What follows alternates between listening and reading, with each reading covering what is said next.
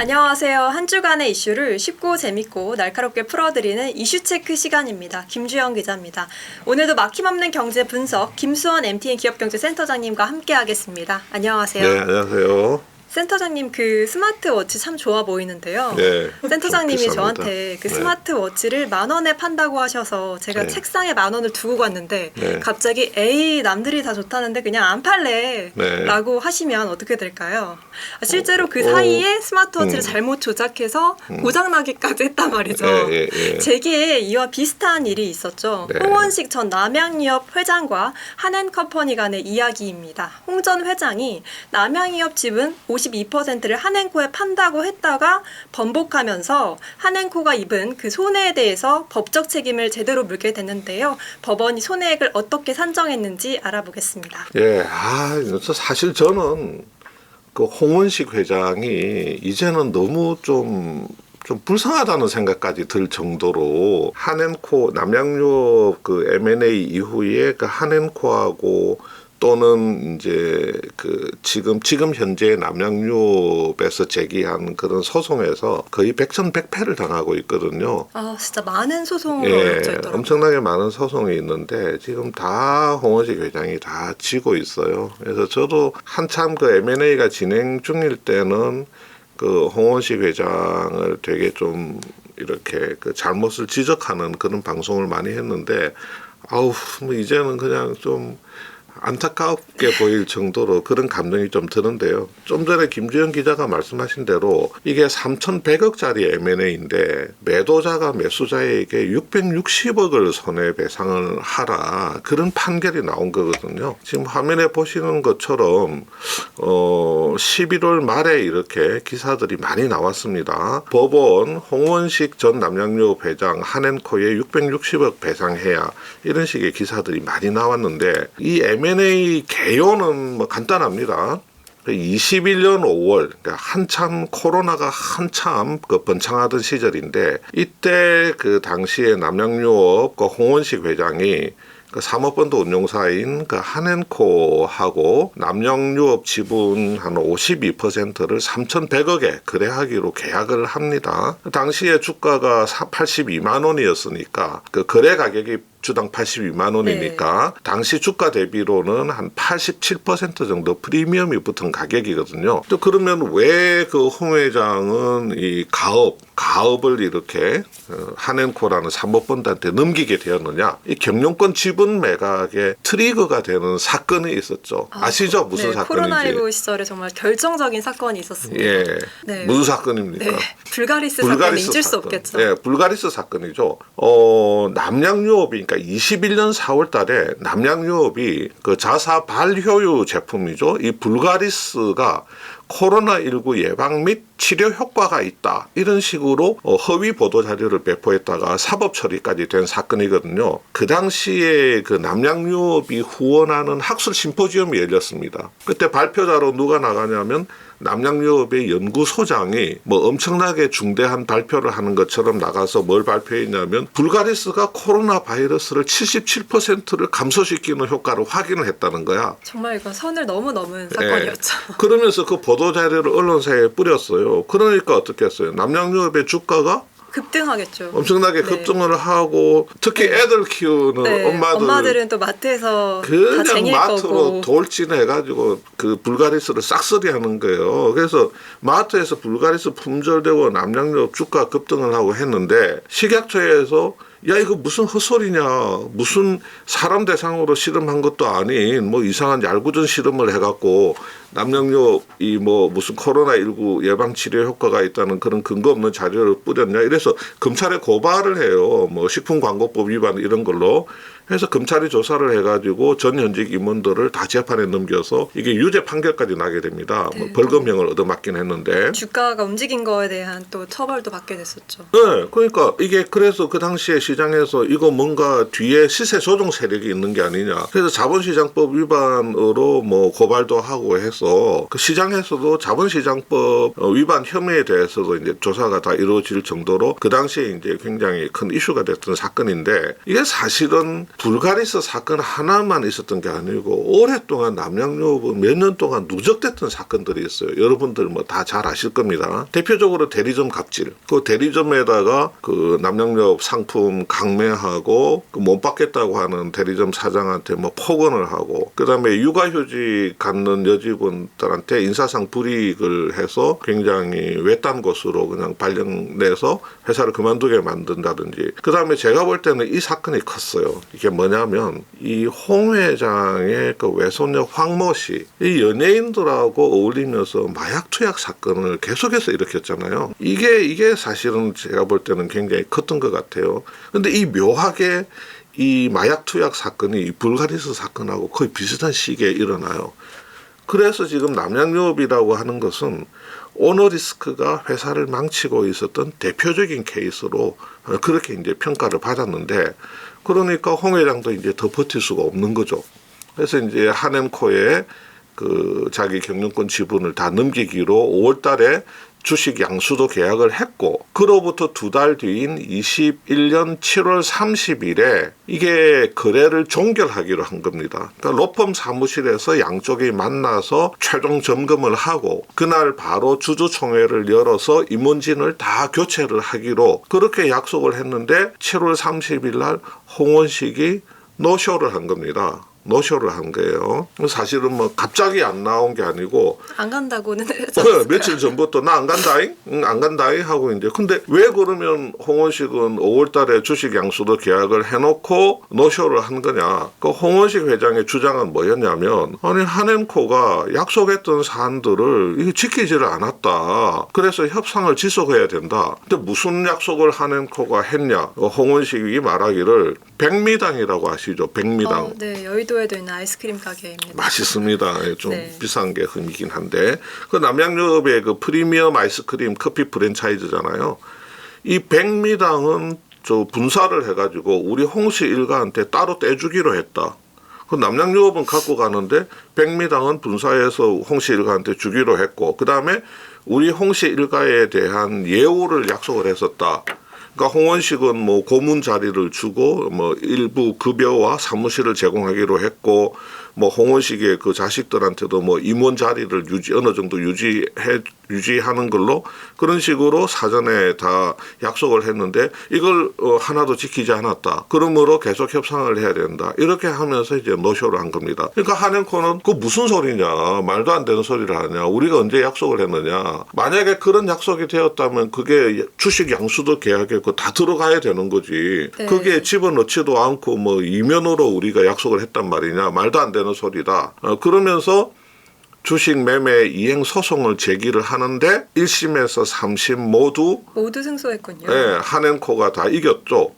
그러니까 대법 판결까지 다 나오니까 홍원식은 24년 2월 달에 주식 양도를 이행을 합니다. 이행은 했지만 3년 동안의 시간을 참 낭비했고 비용적인 문제도 그렇죠. 있었겠네요. 예. 그러니까 그걸로 끝나는 줄 알았어요. 근데 한엠코도 빡친 거예요. 엄청나게 법률 비용이 많이 들어갔잖아요. 그 네. 소송한다고. 그 다음에 지금 32개월 넘게 그렇게 지체가 되어서 큰 손실을 봤다고 생각을 하고 한엠코가 M&A 지연에 따른 손해배상을 청구를 합니다.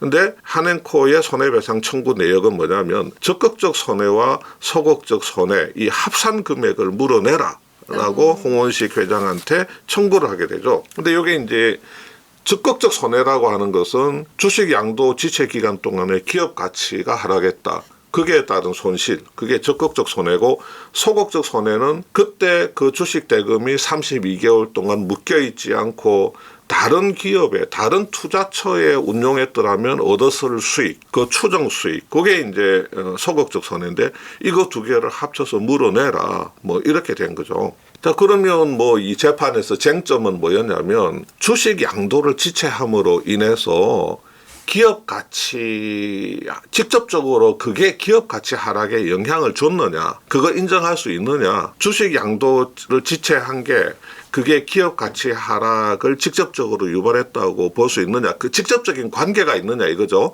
직접적인 관계가 있느냐, 주식 양도 지체하고 기업 가치 하락 간에 직접적인 관계가 있느냐. 자, 그림에서 보시는 것처럼 이게 32개월인데 재판부가 뭐라고 이야기했냐면, 야, 너네들 주식 그 매매 계약서 전문 그 앞대가리에 보니까 뭐라고 적혀 있냐면, 홍 회장 일가가 경영권 지분을 그대로 갖고 있는 거는 남양유 위기 극복에 도움이 안 되므로 이 지분 거래를 하고자 한다 하는 게 그게 이렇게 명확하게 적시되어 있지 않느냐. 그런 것 같으면 이 오너 리스크가 주식 매매 계약의 주요 동기라는 게 매매 계약서에 딱 박혀 있고, 그리고 두 번째로는 뭐냐면 그동안에 여러 가지 누적된 사건으로 회사 실적이나 재무제표가 악화됐다는 것은 그거는 사실로 인정할 수밖에 없지 않느냐. 그러면 홍원식 회장도 남양유업이 오너 리스크 때문에 기업 가치가 하락하고 있다는 것을 홍원식도 충분히 인지를 하고 있었고, 또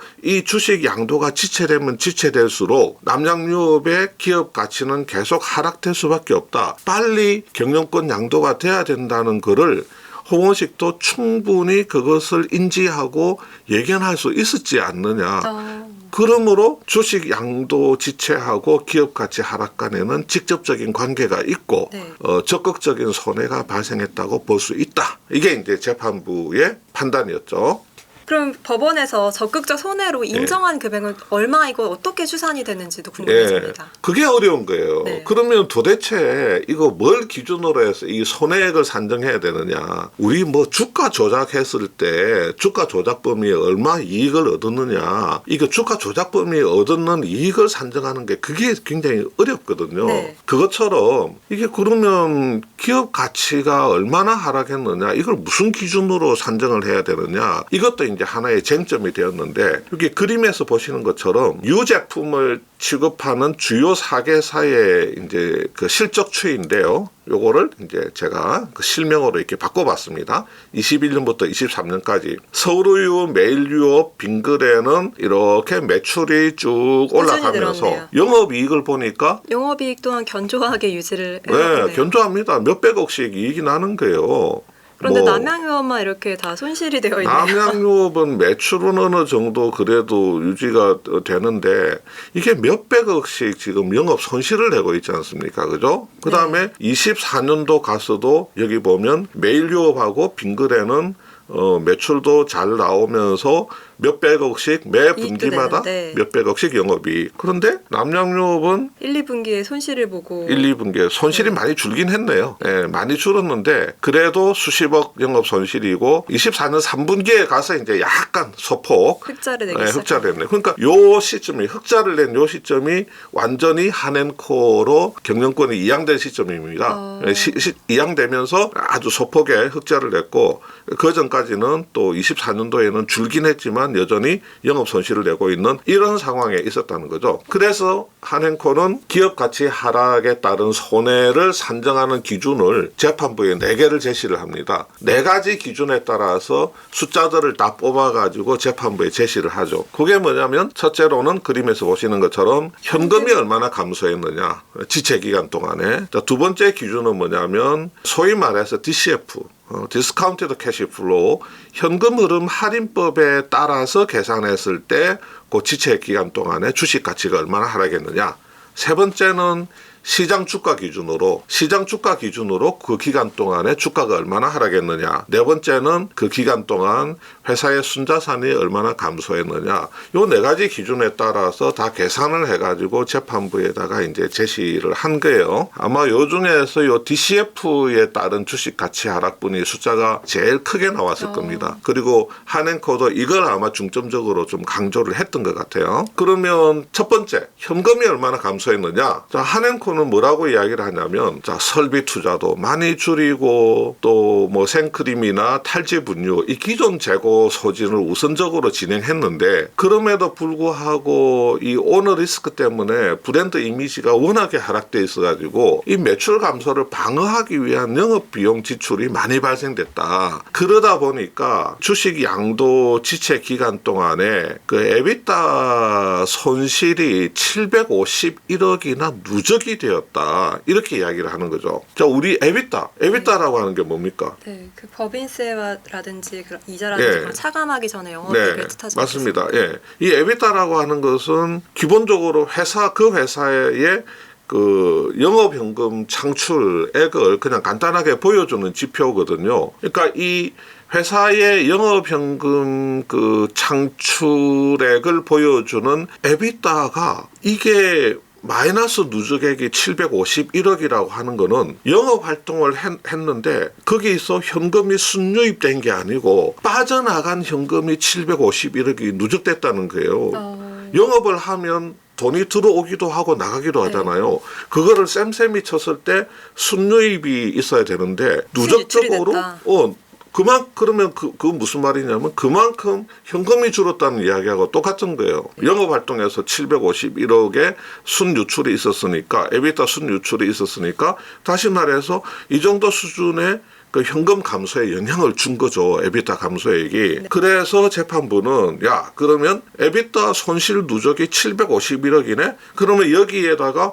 홍원식 회장의 지분율을 곱해. 그러면 303억이 나오잖아. 이 303억만큼의 현금이 감소한 걸로 볼 수가 있어. 이것을 적극적 손해로 인정을 하겠어. 그럼 한행코가 제시한 1번부터 4번 중에서 이 1번은 법원이 인정을 한 그렇죠. 거죠? 1번만 인정하고 2, 3, 4번은 여러 가지 이유로 배척을 했습니다. 그거 이제 간단하게 살펴보면 DCF 현금흐름 할인법은 한행코가 어떻게 주장을 했냐면 남양유업의 시장 점유율이 14%에서 12.6%로 하락을 했는데 이걸 기초로 해서 그 DCF를 돌렸더니 995억의 기업 감소가 발생됐다.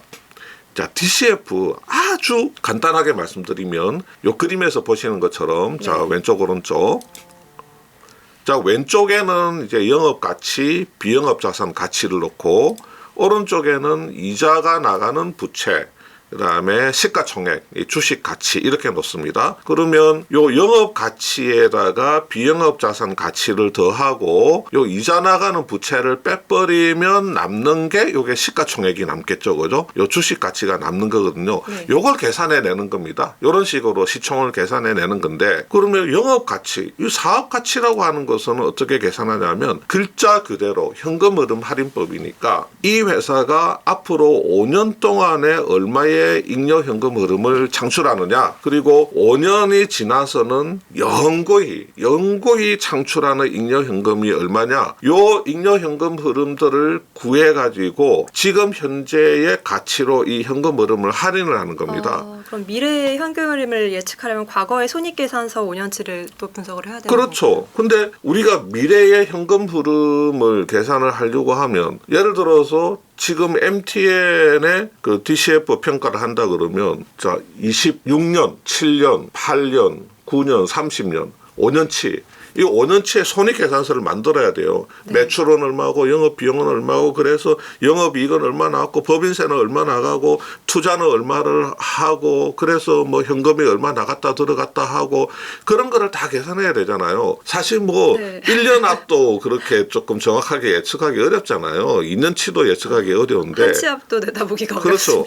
어렵습니다. 뭐 5년치의 손익계산서와 각종 그 캐펙스 투자라든지 여러 가지 그런 현금 유출입들 같은 거 회사의 그 운전자본 투자 같은 거 이런 거를 다 추정을 해서 해야 되다 보니까 많은 가정과 전제와 추정이 들어가야 되는 겁니다. 그래서 법원에서는 이거는 평가자 주관이 너무 많이 들어간다. 그래서 그리고 또 기업 가치라고 하는 게 뭐 너네들이 시장 점유율 이거 중심으로 했는데 여러 가지 변수가 작용하지 않냐. 그래서 이게 DCF로 계산한 게 이거는 조금 인정하기가 애매하다. 그다음에 시장 주가 기준으로 한 것도 뭐 특정일의 그 주가라고 하는 게 그게 그 적정한 기업 가치를 반영한다고 볼 수 있냐 이것도 애매하다. 그래서 2개월치, 1개월치 이런 걸 가지고 조금 뭐 몇 달치를 가지고 해봤더니 몇 달치 기준으로 해서 주가 하락한 걸 계산했더니 이거 현금 감소한 거하고 유사하네.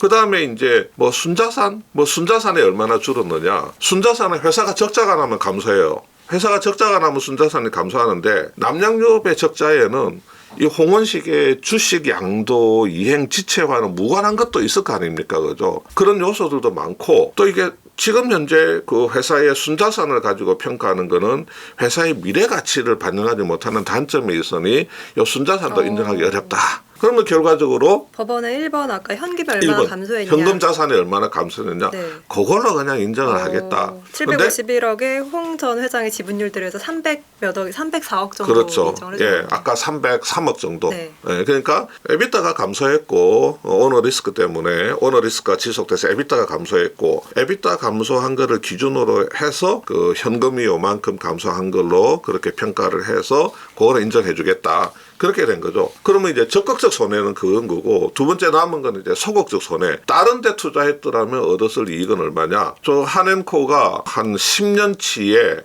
여러 사모펀드들의 그 매각 사례 같은 걸 다 분석을 했더니 이 IRR, 그 내부 수익률이라고 하는 거, 투자를 통해서 창출한 내부 수익률이라고 하는 게 다른 사모펀드들 다 해서 계산해 보니까 중간값이 한 14% 정도 되더라. 우리 한앤코 펀드도 한 11% 중간값은 나오더라.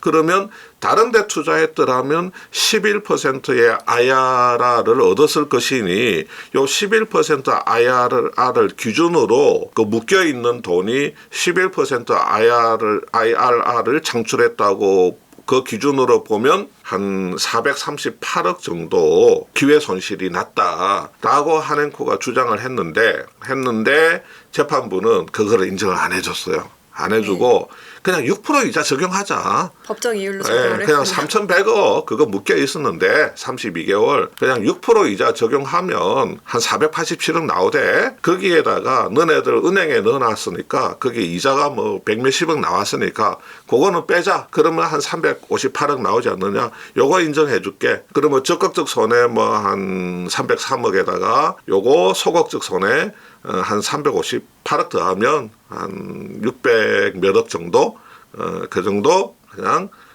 홍 회장한테서 받는 걸로 정리하자 뭐 이렇게 된 거거든요.